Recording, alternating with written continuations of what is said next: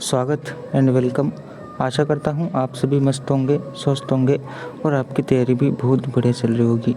इसी तैयारी को आगे बढ़ाते हुए आज के इस वीडियो लेक्चर में हम कवर करेंगे जनरल नॉलेज के इम्पोर्टेंट एमसीक्यू जो लगभग सभी प्रतियोगी परीक्षाओं के लिए महत्वपूर्ण होंगे। ठीक है, शुरुआत करते हैं दोस्तों वीडियो की बिना देरी किए। चलिए, सबसे पहला क्वेश्चन हमें देखने को मिल जाता है, भारत में परमाणु ऊर्जा आयोग की स्थापना किस वर्ष की गई। दोस्त, अगर हम भारत में परमाणु ऊर्जा आयोग की बात करते हैं तो यहाँ पर परमाणु ऊर्जा जो अधिनियम है, एक परमाणु ऊर्जा अधिनियम को पारित किया गया। दोस्त, इसे पारित किया गया था 15 अप्रैल 1948 को। ठीक है, याद रखिएगा 15 अप्रैल 1948 को भारतीय परमाणु ऊर्जा अधिनियम पारित हुआ और इसी के आधार पर हमारा 3 अगस्त 1948 को हमारा परमाणु ऊर्जा आयोग की स्थापना की गई। ठीक है, याद रखिएगा ऑप्शन नंबर सी हमारा एकदम राइट हो जाएगा। ठीक है, चलिए अगला प्रश्न है, भारी जल जिसे हम D2O के नाम से भी जानते हैं, इसकी खोज किसने की थी। दोस्तों, याद रखिएगा जो D2O है इसकी खोज की थी H.C. यूरेन है। ठीक है, याद रखिएगा H.C. यूरेन ने 1931 में इसकी खोज की थी। ठीक है, याद रखिएगा ऑप्शन ए करेक्ट हो जाएगा। अगला प्रश्न है, प्रत्येक वर्ष संयुक्त राष्ट्र दिवस किस तिथि को मनाया जाता है। दोस्तों, यह मनाया जाता है 24 अक्टूबर को। ठीक है, याद रखिएगा 24 अक्टूबर को संयुक्त राष्ट्र दिवस मनाया जाता है। ठीक है, चलिए अगला प्रश्न है, यूएनओ के प्रथम महासचिव कौन थे। दोस्तों, अगर हम यूएनओ की बात करते हैं तो इसके प्रथम महासचिव जो थे वह थे ट्रिगवी ली। ठीक है, याद रखिएगा ट्रिगवी ली जो थे यूएनओ के प्रथम महासचिव थे और यूएनओ की स्थापना की गई थी दोस्त 1945 में। ठीक है, याद रखिएगा 1945 में यूएनओ की स्थापना की गई थी। चलिए अगला प्रश्न है, रमन अनुसंधान केंद्र कहाँ स्थित है। दोस्त, रमन अनुसंधान केंद्र जो है यह स्थित है हमारा बेंगलुरु में। ठीक है, याद रखिएगा बेंगलुरु में यह स्थित है।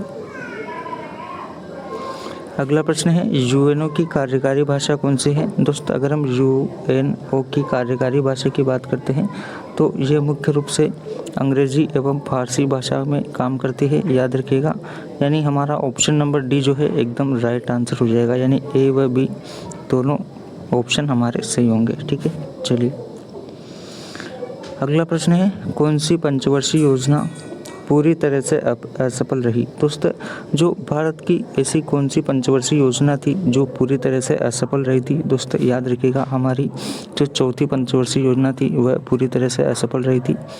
ऑप्शन डी हमारा सही हो जाएगा। ठीक है, चलिए अगला प्रश्न है, अंतर्राष्ट्रीय न्यायालय का मुख्यालय स्थित है। दोस्त, अंतर्राष्ट्रीय न्यायालय का जो मुख्यालय है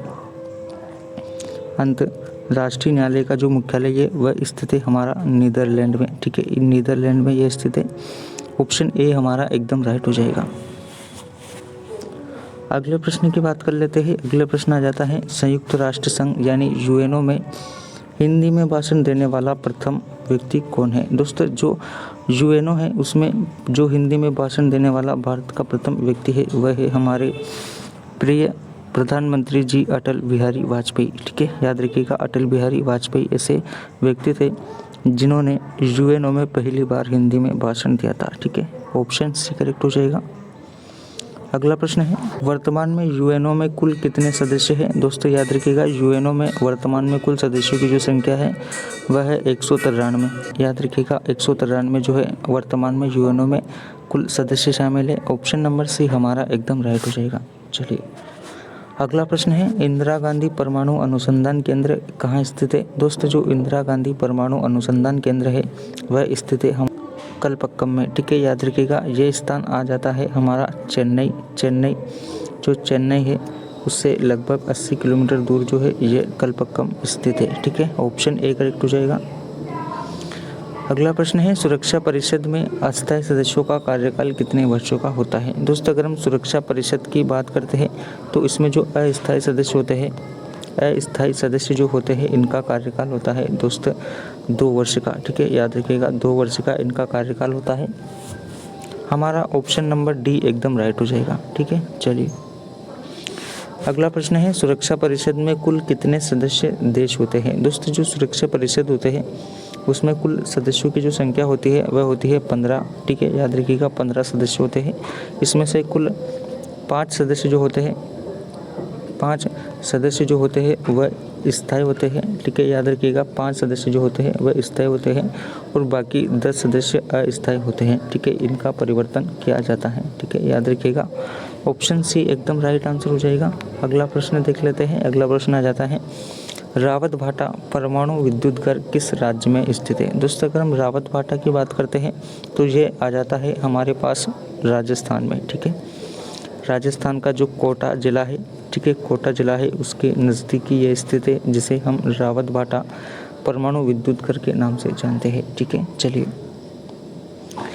अगला प्रश्न है, भारत का प्रथम परमाणु विस्फोट 18 मई 1974 को किस स्थान पर किया गया था? दोस्तों याद रखिएगा, जो भारत का परमाणु विस्फोट हुआ था प्रथम बार 18 मई 1974 को किया गया था। उस समय जो हमारे भारत के प्रधानमंत्री थे, भारत के प्रधानमंत्री जो थे वह थी हमारी इंदिरा गांधी, ठीक है, इंदिरा गांधी के सरकार के दौरान ये हमारा पहला परमाणु विस्फोट हुआ था 18 मई 1974 को। ये किया गया था दोस्तों पोखरण राजस्थान में, ठीक है, याद रखिएगा यह पोखरण में किया गया था। ऑप्शन नंबर डी एकदम सही हो जाएगा, ठीक है। चलिए अगला प्रश्न है, पहली पंचवर्षीय योजना किस मॉडल पर आधारित थी? दोस्तों जो हमारी पहली पंचवर्षीय योजना थी वह आधारित थी हेरोड डोमर मॉडल पर, ठीक है, हेरोड डोमर मॉडल पर यह आधारित थी।